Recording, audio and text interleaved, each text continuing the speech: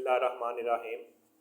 आज हम डिस्कस करने जा रहे हैं पीपीएससी के हवाले से मोस्ट इम्पोर्टेंट रिपीटेड एमसीक्यूज़ जो कि पीपीएससी में बार बार आते हैं और बहुत ज़्यादा इम्पोर्टेंस रखते हैं।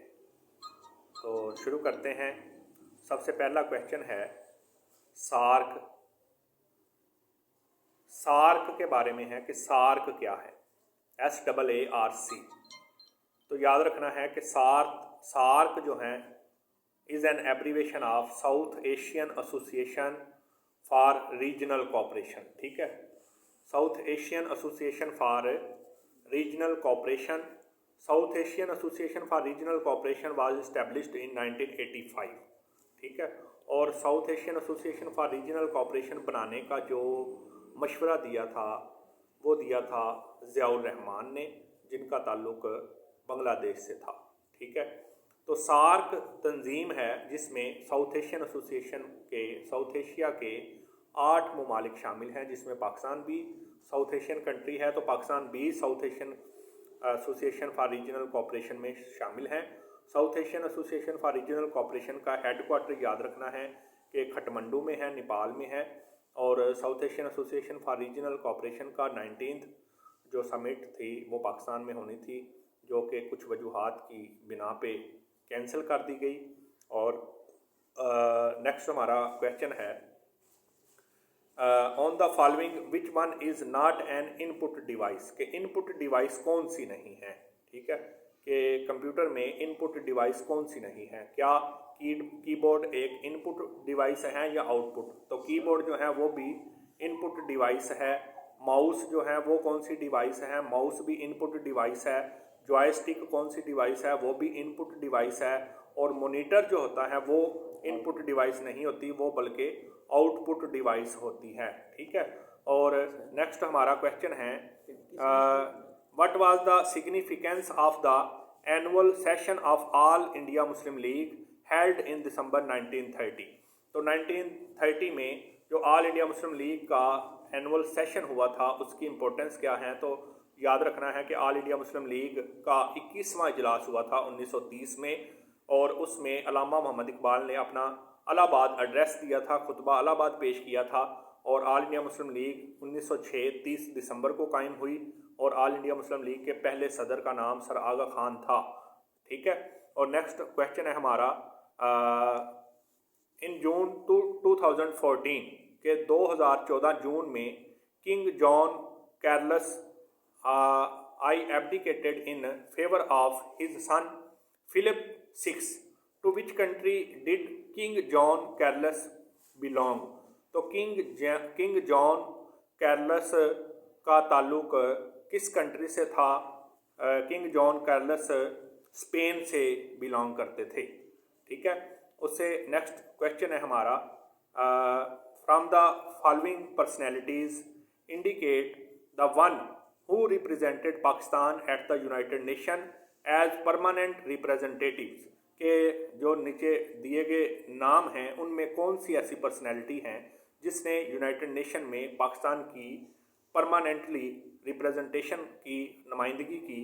तो उसका नाम है पतरस बुखारी। ठीक है, पतरस बुखारी जो हैं वो एक ऐसा बंदा है। पतरस बुखारी ने पाकिस्तान के परमानेंट रिप्रेजेंटेटिव रहे हैं यूनाइटेड नेशन ऑर्गेनाइजेशन में। तो United Nation Organisation was established on 24 October 1945। United Nation Organisation के 6 ऑर्गन्स हैं, जिसमें General Assembly, Trusteeship Council, Security Council, Social and Economic Council, International Court of Justice and Secretariat. और United Nation Organisation के जो security council हैं उसके total 15 members हैं, जिसमें 5 मेंबर्स परमानेंट हैं, 10 मेंबर्स नॉन परमानेंट है। और जिनके पास वीटो पावर हैं वो 5 मेंबर्स वीटो पावर रखते हैं जो परमानेंट मेंबर हैं सिक्योरिटी कौंसल के। और यूनाइटेड नेशन ऑर्गेनाइजेशन के 193 कंट्रीज़ इस वक्त मेंबर हैं। और अंटोनियो गुटेरेस जो हैं वो पुर्तगाल से उनका ताल्लुक़ है। अंटोनियो गुटेरेस इस वक्त यूनाइटेड नेशन ऑर्गेनाइजेशन के सेक्रेटरी जनरल हैं। और जो यूनाइटेड नेशन ऑर्गेनाइजेशन के सेक्रेटरी जनरल हैं अंटोनियो गुटेरेस, वो टोटल 9वें नंबर पे आते हैं, 9th हैं और पहले जो थे वो ट्राइगिवलाई थे जिनका ताल्लुक नॉर्वे से था, और एक एशियन भी रह चुके हैं जिनका ताल्लुक बर्मा से था, उनका नाम था यू थांट। ठीक है। और नेक्स्ट क्वेश्चन है हमारा, the terrorist attack on army public School Peshawar took place on which date, के जो दहशतगर्दों ने APS स्कूल 2014 को हमला किया था वो कौन सी डेट को किया था, कौन से साल में किया था? तो 16 दिसंबर 2014 को। ठीक है, 16 दिसंबर 2014 को terrorist attack on army public school at Peshawar. Who was the commander of the infidels in the battle of Uhud, के जंगे ओहद में कुफार के जो लीडर थे, जो कमांडर थे, उनका नाम क्या था? उनका नाम था अबू सुफियान। ठीक है। और अबू जहल जो थे वो जंगे बदर में थे, जंगे बदर 2 हिजरी को हुई, और जिसमें इन्फिडल्स के कुफार के जो कमांडर थे वो थे अबू जहल, और ओहद में जो जंगे ओहद है वो 3 हिजरी को हुई, और जंगे ओहद में जो कुफार को लीड कर रहे थे वो अबू सुफियान कर रहे थे, और जंगे ओहद में ही हज़रत हमज़ा रज़ियल्लाहु तआला अन्हु वाज मार्टेड, उनकी शहादत हुई थी जंगे ओहद में ही। और नेक्स्ट क्वेश्चन है हमारा, plutocracy, plutocracy is a form of government run by, तो प्लूटोक्रेसी किसकी हुकूमत को कहते हैं? प्लूटोक्रेसी कहते हैं दौलतमंदों की हुकूमत को, द वेल्दी। ठीक है, गवर्नमेंट ऑफ द वेल्दी। ठीक है, जिसमें दौलतमंद लोग हुकूमत कर रहे होते हैं उसको कहते हैं गवर्नमेंट ऑफ द वेल्दी, दौलतमंदों की हुकूमत। नेक्स्ट क्वेश्चन है हमारा, the first Nobel prize to be awarded to a South Asian was awarded to, कि पहला जो नोबेल प्राइज़ दिया गया जिनका ताल्लुक साउथ एशिया से था उनका नाम था रविंद्रनाथ टैगोर। रविंद्रनाथ टैगोर को पहला जो नोबेल प्राइज़ दिया गया था जिनका ताल्लुक साउथ एशिया से था उनका नाम है रविंद्रनाथ टैगोर। ठीक है।